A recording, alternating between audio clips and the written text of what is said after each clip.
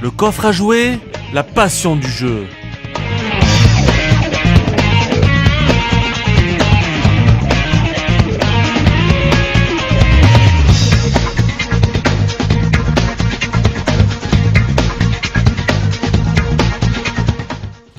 Bonjour à tous, chers auditeurs de RCF Alpes-Provence et bienvenue dans Coffre à jouer, l'émission sur les jeux vidéo. Vous savez, on a tous une part de nostalgie, une œuvre, un lieu ou un truc précis qui nous rappelle notre enfance. Je me souviens qu'à la fin des années 90, il y a eu le début du phénomène Pokémon dont certains de mes amis sont encore très fans de cette licence à l'heure actuelle. Mais moi, ce n'est pas Pokémon que je retiens de mon enfance, mais un autre héros qui, certes, n'a pas eu autant de succès que Pokémon, mais qui n'est pas passé inaperçu dans le cœur des joueurs, dans le mien. Il fait son grand retour en 2018. Je veux bien sûr parler de Spyro le Dragon.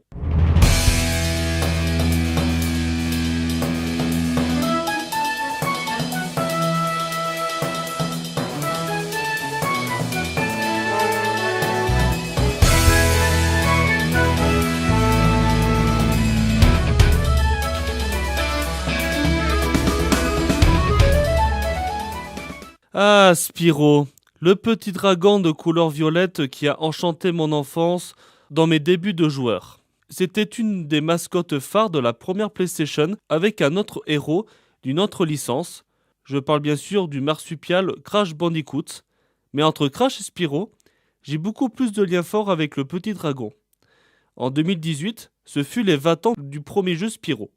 Pour fêter ça, Activision et Toy for Bob, deux studios de jeux vidéo, ont fait renaître Spyro de ses cendres pour faire un remake de non pas un, non pas deux, mais les 3 jeux d'origine.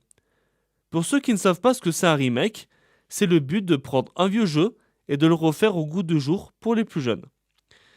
Alors, pour parler de Spyro, on va mettre les choses dans son contexte. Spyro a été créé par le studio américain Insomniac Games.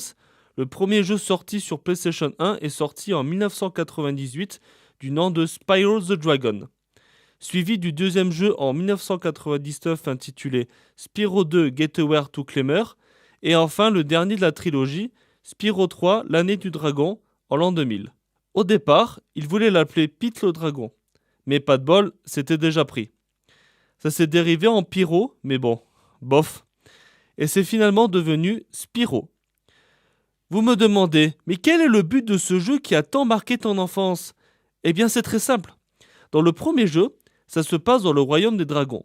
Les dragons recevaient la visite d'un reporter qui était là pour interviewer des dragons, mais ces derniers ont décidé de se moquer d'un méchant qui s'appelle Nyastinyork. Ce dernier ayant vu le reportage, il a très mal pris le fait de s'être manqué de respect. Il décide donc de transformer tous ces dragons en cristal. Mais Spyro, étant trop petit, parvient à éviter les rayons maléfiques. Alors, il part en quête de libérer les dragons, ce qui rend l'intrigue accrocheur. On doit sauver 150 dragons dont la plupart nous donnent des conseils qu'on les libère. Ils nous racontent des blagues ou n'ont strictement rien à dire à part « Merci de m'avoir libéré !» Pour cela, va falloir aller de monde en monde. Alors, dans le contexte des jeux de l'époque, il y avait souvent des environnements totalement basiques. Genre un monde de forêt tout vert, un monde de lave, un monde de neige, et un désert. Mais c'est Christian Van Schreven, qui est remarqué pour ses environnements originaux, se charge de créer les décors du jeu. Un monde fantasy avec des thèmes comme l'artisanat ou encore la magie. Et pour dire quelques noms, on a le monde des artisans, le monde des ouvriers magiques ou encore le monde des tisseurs de rêves. Vous voyez comme c'est poétique. Du coup, il y a pas mal de mondes avec de l'herbe verte comme par exemple le monde des artisans.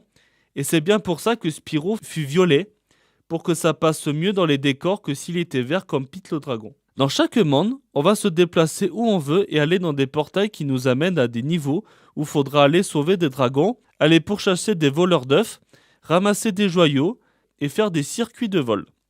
C'était pas mal inspiré du jeu vidéo Super Mario 64 qui fut le père des jeux de plateforme. Mais il y a un petit détail dans ce jeu qui fait bizarre, On sauve plein de dragons, mais aucune n'est femelle. Mais comment font les dragons pour se reproduire? Où sont les dragons dans ce jeu? Ça aurait pu être plus sympa et cohérent de voir de temps en temps des dragons. Mais ça reste un mystère. On va maintenant s'écouter la scène d'introduction du jeu.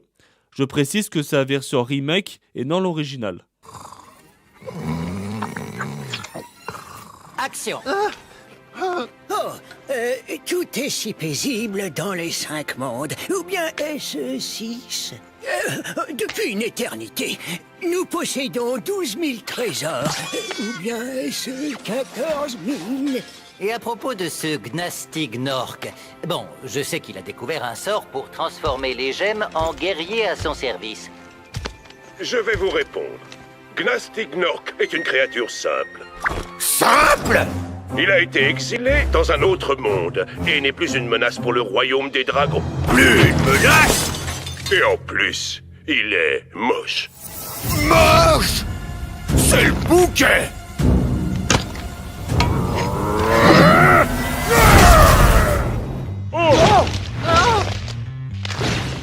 Hein? On dirait que je vais avoir du travail.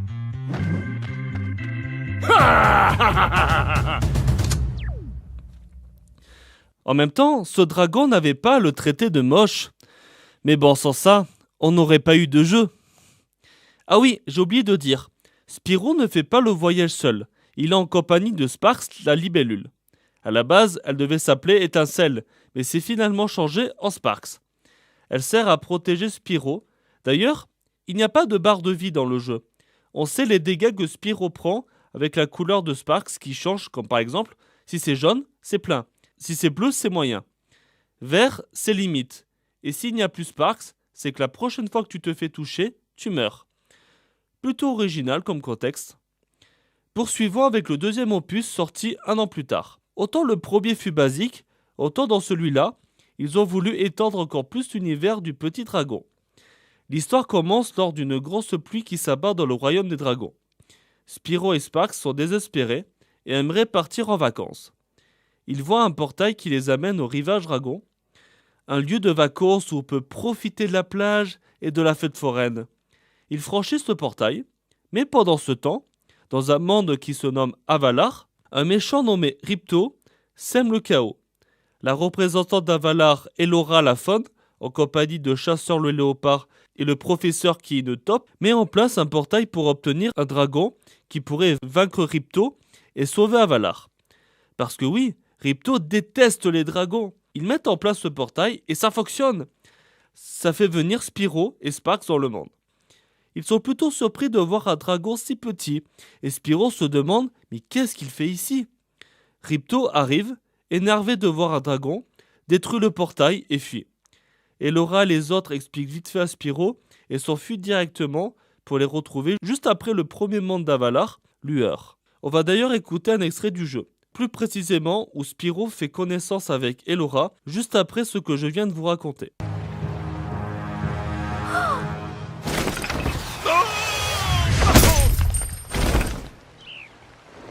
Oh non! Tiens, salut! On n'a pas encore eu l'occasion de se présenter. Je m'appelle Elora. Salut! Moi c'est Spyro. T'es quoi, une sorte de chèvre? Je suis un faune andouille. Oh, désolé. Tu as vu les tailleurs de gemmes à lueur? Ouais, ils m'ont même donné un souvenir. Ils appellent ça un talisman. Ils t'ont offert un talisman? Pourquoi? C'est spécial? Je l'ai rangé dans le carnet que tu m'as donné. Tu vois, il existe 14 talismans à Avalar, et ils sont tous magiques. Si tu en rassembles un nombre suffisant, ils te serviront à vaincre Ripto. Chasseur, où étais-tu passé? Je me suis perdu. Spyro va nous aider à récupérer les talismans. Ah bon? Vraiment? Écoute, Spyro, il est impossible d'atteindre les rivages dragons pour l'instant. Ripto et ses monstres se sont emparés du château de la forêt d'été. Tu devras parcourir chacun des mondes d'Avalar et convaincre les habitants de te donner leurs talismans. Tu peux les garder dans ton carnet. Hé, je pourrais le faire, moi! Et si le dragon mettait le feu à Ripto? Chasseur, tu ne sais même pas où tu mets tes tennis. Alors comment veux-tu qu'on te confie 14 talismans? Et si tu trouves des orbes, garde-les soigneusement. Mais je t'en parlerai plus tard. Ok, pas de problème. Je ramasse quelques talismans, je grille Ripto et j'arrive au rivage dragon pour le déjeuner. Et oui, Spyro n'est jamais trop inquiet pour sauver le monde. Alors dans ce jeu, c'est pareil, sauf qu'on a 3 mondes principaux qui font partie d'Avalar, comme la forêt d'été, les plaines automnales et la tour hivernale. Dans chaque monde, il y aura des portails où on va aller dans des petits mondes comme le monde des esquimaux, le monde des moines, des soldats limaces, des faunes, des robots, etc. À chaque fois, ils ont des soucis et vous allez devoir les aider pour qu'ils vous donnent des talismans. Récupérer des orbes pour faire réparer le portail qui vous amènera au rivage au dragon, etc. On va rencontrer divers personnages comme un certain Grossou, un ours qui est obsédé par l'argent. L'argent du jeu, ce sont des joyaux. Dans l'opus précédent, on les collectionnait tous, mais là, une partie sera servie pour se faire arnaquer par ce maudit ours qui vous demandera de payer pour apprendre à nager, à ouvrir un pont, à apprendre à escalader, etc. Le pire, c'est qu'on a juste à dire oui et il se fout de nous. Heureusement qu'on se venge bien après, hein. Ce dernier jeu fait partie de mes jeux vidéo préférés de tous les temps. Mais l'aboutissement de l'univers Spyro se fera dans le 3e opus, sorti en l'an 2000. Cette fois-ci, pas de dragon à libérer, ni même d'orbes à récupérer, mais bien des œufs de dragon. En effet, il y a une sorcière alligator qui a envoyé ses sbires dans la contrée des dragons afin de voler leurs œufs pour faire revenir la magie dans l'autre côté du monde des dragons. La fée Zoé est passée par les trous où sont passés les sbires de la sorcière pour voir d'où venait le problème. Cette contrée se surnomme les mondes oubliés. Spyro passe par les trous pour se rendre là-bas. Une fois arrivé, Spyro rencontra Bianca, la lapine apprentie sorcière qui a mené les sbires voler les œufs.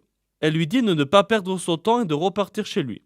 Spyro retrouve Grossou, ce fameux, qui a l'ordre d'emprisonner Sheila le kangourou pour ses fautes. Spyro paye son amende pour libérer Sheila, qui lui explique que les dragons vivaient autrefois dans cette contrée et tout était magique. Mais du jour au lendemain, ils ont disparu et c'est d'ailleurs pour ça que certains portails ne fonctionnent pas. Vous savez quoi ? On va écouter ce passage avec un extrait. Ça met en scène Spyro, Sheila et Grossou. J'espère que tu apprécies la faveur que je te fais en te laissant sortir. C'est bien gentil de ta part. Rien de personnel, hein? Tout à fait. Après tout, je ne fais que mon travail.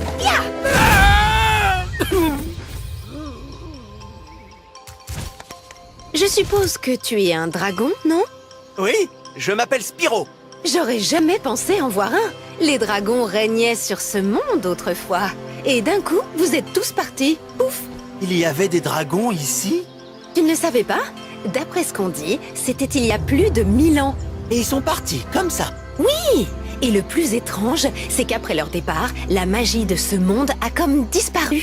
Il paraît même qu'il y avait de la magie partout. Des navires volants, des forêts chantantes, des pierres de souhait, tout. Et quand les dragons sont partis, plus de magie. C'est pour ça que certains portails ne fonctionnent pas?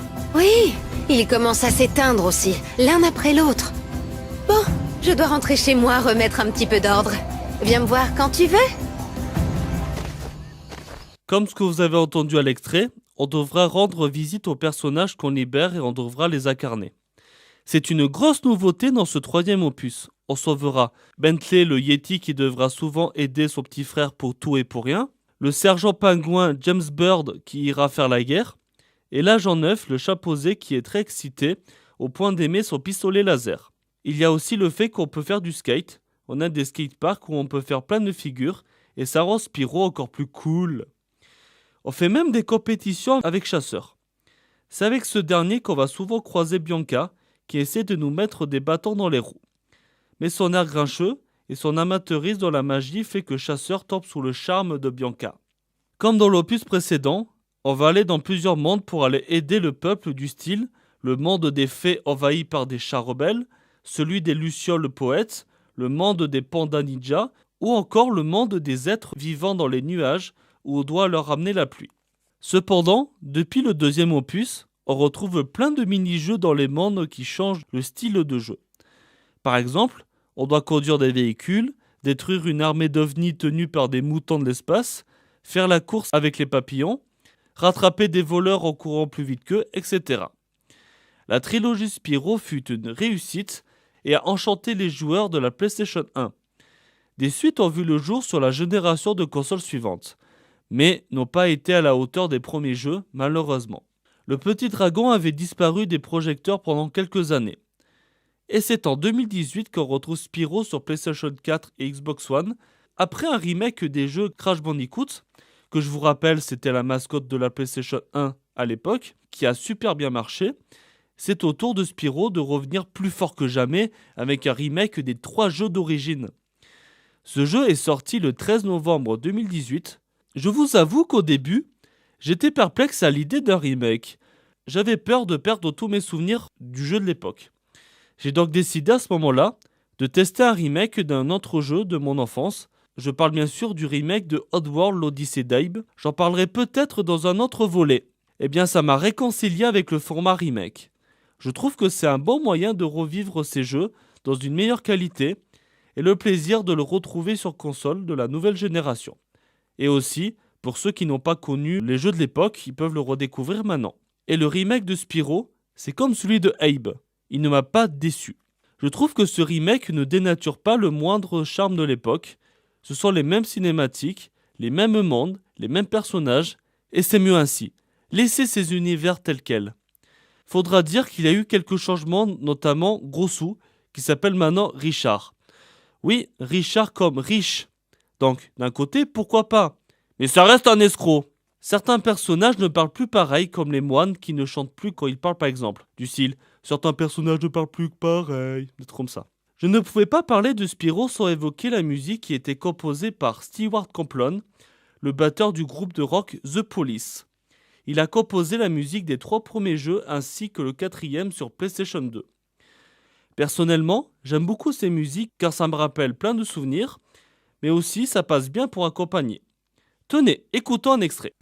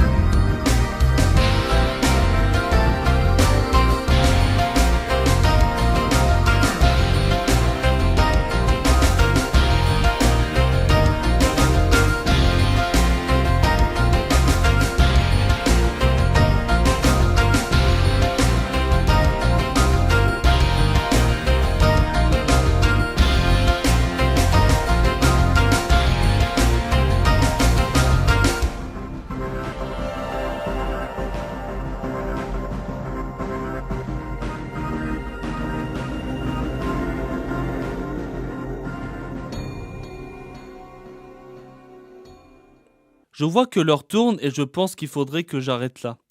Je termine par le fait que ce remake fait vraiment plaisir.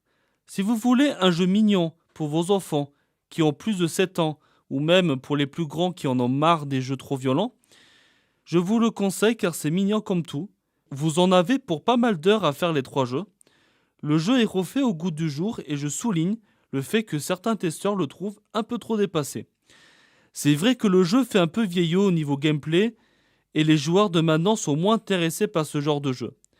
Mais quand on voit que Crash Bandicoot, qui est aussi démodé, a eu pourtant un succès, eh ben je préfère garder espoir pour ce jeu, qui s'est pour le moment pas mal vendu. Autant pour les plus jeunes que pour les nostalgiques comme moi. Ça me fait penser qu'il y a un autre jeu de l'époque qui s'appelle Medieval, qui va revenir en 4K et ça fait vraiment plaisir que des vieux héros reviennent sur le tapis. N'oubliez jamais vos souvenirs d'enfants, c'est important. Sur ce, je vous dis au revoir, merci d'avoir écouté jusqu'au bout et je vous dis à bientôt pour un prochain jeu. Salut!